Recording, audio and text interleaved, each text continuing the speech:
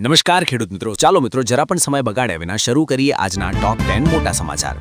સૌથી પહેલા વાત કરીએ આજના હવામાનના તાજા અપડેટ વિશે. મિત્રો, ખેડૂતો માટે એક બહુ જ મોટા રાહતના સમાચાર હવામાન વિભાગ તરફથી મળી રહ્યા છે. છેલ્લા કેટલાક દિવસથી જે માવઠાની બીક હતી, જે ચિંતા હતી, તે હવે ટળી ગઈ છે. હવામાન વિભાગે આજે સ્પષ્ટતા કરી દીધી છે કે વેસ્ટર્ન ડિસ્ટર્બન્સની અસર હવે ઓછી થઈ ગઈ છે, જેના કારણે હવે રાજ્યમાં કમોસમી વરસાદ કે માવઠાનું જોખમ મહદઅંશે ટળી ગયું છે. પણ હા મિત્રો, તૈયાર થઈ જજો, કારણ કે આજથી રાજ્યભરમાં આકાશમાંથી વાદળો હટશે અને કડકડતી ઠંડીનો એક નવો રાઉન્ડ શરૂ થવા જઈ રહ્યો છે. અત્યારે જે રવિ પાક ખેતરમાં ઊભો છે, જેમ કે ઘઉં અને ચણા, આ પાક માટે આ આવનારી કાતિલ ઠંડી અમૃત સમાન સાબિત થવાની છે. જેટલી ઠંડી વધારે પડશે તેટલું ઉત્પાદન સારું આવશે. પરંતુ ખાસ સાવધાની જીરું પકવતા મારા ખેડૂત ભાઈઓએ રાખવાની છે. ઝાકળ પડે તો જીરાના પાકને નુકસાન થઈ શકે છે. માટે કૃષિ નિષ્ણાતોએ સલાહ આપી છે કે વહેલી સવારે ખેતરના શેઢે ધુમાડો કરવો અને પિયત વ્યવસ્થામાં ખાસ ધ્યાન રાખવું. ખાસ કરીને ઉત્તર ગુજરાત અને કચ્છના ખેડૂત મિત્રોએ સાવચેત રહેવું, કારણ કે ત્યાં પારો 10 ડિગ્રીથી પણ નીચે જવાની પૂરી શક્યતા છે. ટૂંકમાં કહીએ તો ઠંડી વધશે, પણ માવઠાની ચિંતા હવે નથી. હવે આગળ વધીએ અને વાત કરીએ આજના બીજા સૌથી અગત્યના સમાચારની, જે છે જીરાના ભાવ વિશે. ખેડૂત મિત્રો, જીરાના ભાવમાં આજે એક મોટો ભડકો જોવા મળ્યો છે. ભાવ ઐતિહાસિક સપાટીએ પહોંચી ગયા છે. ગઈકાલે 20 ડિસેમ્બરે ઊંઝા અને ગુંડલ માર્કેટયાર્ડ બંધ હતા, પણ આજે 21 ડિસેમ્બરે જેવા બજારો ખુલ્યા કે તરત જ જીરાના ભાવમાં જબરદસ્ત તેજી જોવા મળી છે. આ તેજી પાછળનું મુખ્ય કારણ છે આંતરરાષ્ટ્રીય બજારમાં રમઝાન મહિનાની માંગ. રમઝાન તહેવાર નજીક આવી રહ્યો હોવાથી વિદેશોમાં જીરાની માંગ પુષ્કળ નીકળી છે, જેના કારણે પ્રતિમણ ભાવમાં સીધો 300 થી 500 રૂપિયાનો ઉછાળો આવી ગયો છે. ચીન અને બાંગ્લાદેશ જેવા દેશોમાંથી મોટા પાયે નિકાસના ઓર્ડર મળતા વેપારીઓ પણ ઊંચા ભાવે ખરીદી કરવા પડાપડી કરી રહ્યા છે.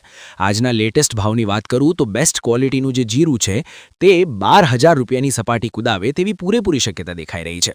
બજારના જાણકારો અને નિષ્ણાતોનું કહેવું છે કે જે ખેડૂત મિત્રો પાસે હજુ પણ જૂનું જીરું પડ્યું છે, તેમના માટે આ વેચવાનો સુવર્ણ સમય છે, સુનેરી તક છે. કારણ કે નવી આવકો આવવાને હજુ વાર છે, ત્યાં સુધી આ તેજીનો લાભ તમે ઉઠાવી શકો છો. મિત્રો, ત્રીજા સમાચાર તરફ નજર કરીએ તો તે ખાતરની અછત બાબતે છે. રવિ પાકની સિઝન ચાલી રહી છે અને પીએચ સમયે જ ખેડૂતોને યુરિયા ખાતર માટે વલખા મારવા પડતા હતા. ચારે બાજુ ખાતરની બુમરાણ ઉઠી હતી. પરંતુ આજે 21 ડિસેમ્બરે સરકારે એક તાત્કાલિક અને મોટું પગલું ભર્યું છે. રાજ્યના કૃષિમંત્રીએ સત્તાવાર જાહેરાત કરી છે કે યુરિયાની અછત હવે દૂર થઈ જશે. આજે સવારે જ કાંડલા અને મુન્દ્રા પોર્ટ પર વિદેશથી આયાત કરાયેલા યુરિયાના જહાજો આવી પહોંચ્યા છે અને તેને લાંગરી દેવામાં આવ્યા છે. એટલું જ નહીં, યુદ્ધના ધોરણે ટ્રેન મારફતે આ ખાતર અલગ અલગ જિલ્લાઓમાં રવાના પણ કરી દેવાયું છે. ખાસ કરીને સૌરાષ્ટ્ર અને ઉત્તર ગુજરાતના જે મુખ્ય ડેપો છે, ત્યાં આજ સાંજ સુધીમાં યુરિયાનો પૂરતો જથ્થો પહોંચી જશે. એટલે ખેડૂત મિત્રો, તમારે હવે ગભરાવાની જરૂર નથી. સરકારે ખેડૂતોને અપીલ કરી છે કે ખોટી અફવાઓથી દૂર રહો અને તમારે જેટલી જરૂર હોય તેટલું જ ખાતર ખરીદવું, સંગ્રહખોરી કરવી નહીં. સાથે સાથે જે વિક્રેતાઓ ખાતરની કાળાબજારી કરી રહ્યા છે, તેમની સામે આજથી જ કડક ચેકિંગ ઝુંબેશ અને દરોડા પાડવાનું પણ શરૂ કરી દેવામાં આવ્યું છે. હવે વાત કરીએ ડુંગળી પકવતા ખેડૂતો માટેના ચોથા સમાચારની. દિલ્હીથી એક મોટા સમાચાર આવી રહ્યા છે. છેલ્લા કેટલાય સમયથી ડુંગળીના ભાવ તળિયે બેસી ગયા હતા, જેના કારણે ગુજરાતના ખાસ કરીને સૌરાષ્ટ્રના ખેડૂતોમાં ભારે રોષ હતો. આ બાબતને ધ્યાનમાં રાખીને આજે 21 ડિસેમ્બરે દિલ્હીમાં કેન્દ્ર સરકારની એક ઉચ્ચ સ્તરીય બેઠક મળી છે.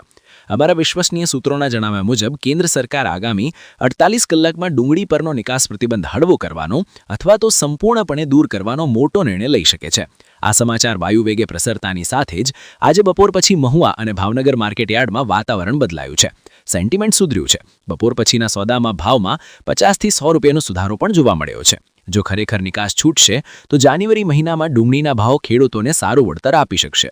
ખેડૂત સંગઠનો પણ આ નિર્ણયની આતુરતાથી રાહ જોઈ રહ્યા છે.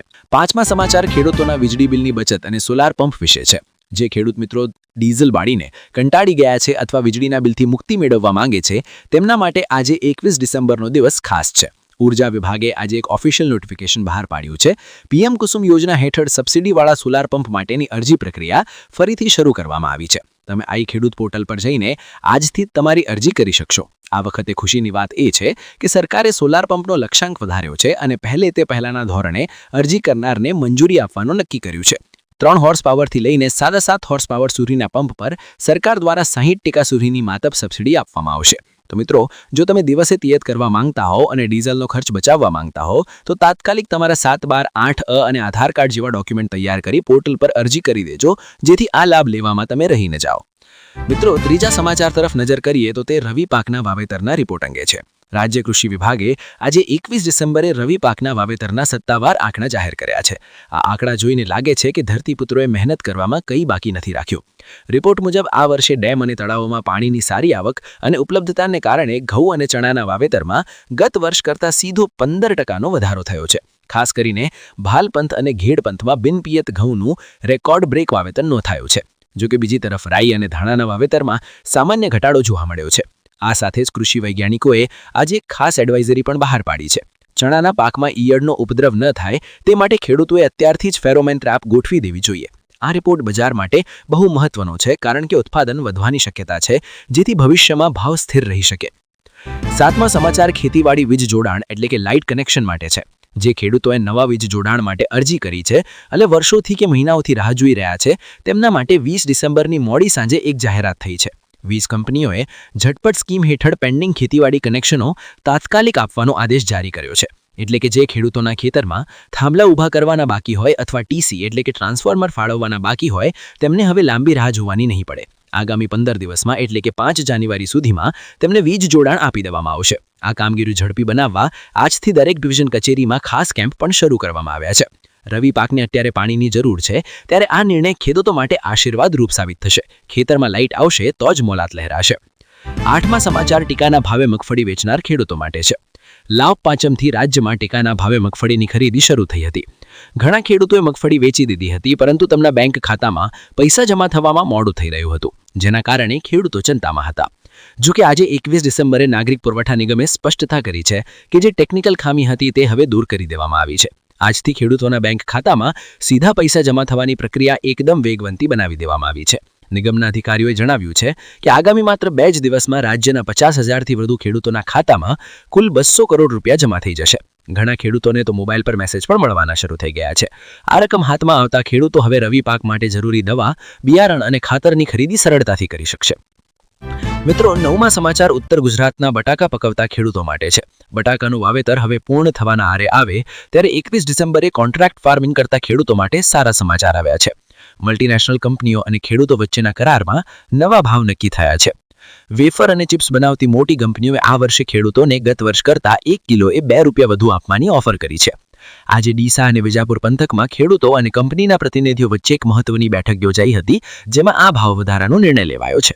અત્યારે વાતાવરણ ખરાબ રહેવાની અને બિયારણ બગડવાની ભીતિ છે, ત્યારે આ ભાવ વધારો ખેડૂતોને એક પ્રકારની સુરક્ષા પૂરી પાડશે.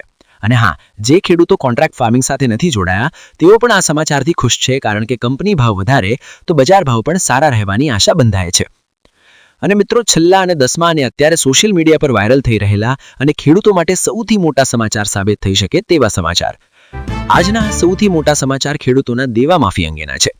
ગાંધીનગરના અત્યંત વિશ્વસનીય સૂત્રો દ્વારા આજે 21 ડિસેમ્બરે માહિતી મળી રહી છે કે આગામી વિધાનસભા સત્ર પહેલા સરકાર ખેડૂતોના દેવા માફી અથવા વ્યાજ માફી અંગે કોઈક મોટો નિર્ણય લઈ શકે છે. એવી ચર્ચા ચાલી રહી છે કે આ માટે દરેક જિલ્લાના કલેક્ટરને ખેડૂતોના પાક ધિરાણ અને બાકી લેણા અંગેનો ડેટા અને સર્વે તાત્કાલિક તૈયાર કરીને 7 દિવસમાં મોકલાવવાનો ગોપનીય આદેશ અપાયો છે. જો કે મિત્રો, હજુ સુધી આ અંગે સરકાર તરફથી કોઈ સત્તાવાર જાહેરાત થઈ નથી, પણ સચિવાલયમાં અધિકારીઓની દોડધામ જોતા ખેડૂતોમાં એક નવી આશાનો સંચાર થયો છે. પ્રશ્ન એ છે કે શું 2026ના વર્ષની શરૂઆત ખેડૂતો માટે દેવા મુક્તિ સાથે થશે? આ સમાચાર અત્યારે સમગ્ર ગુજરાતમાં ટોક ઓફ ધ ટાઉન બન્યા છે. ટોટલ કિસાન ખબર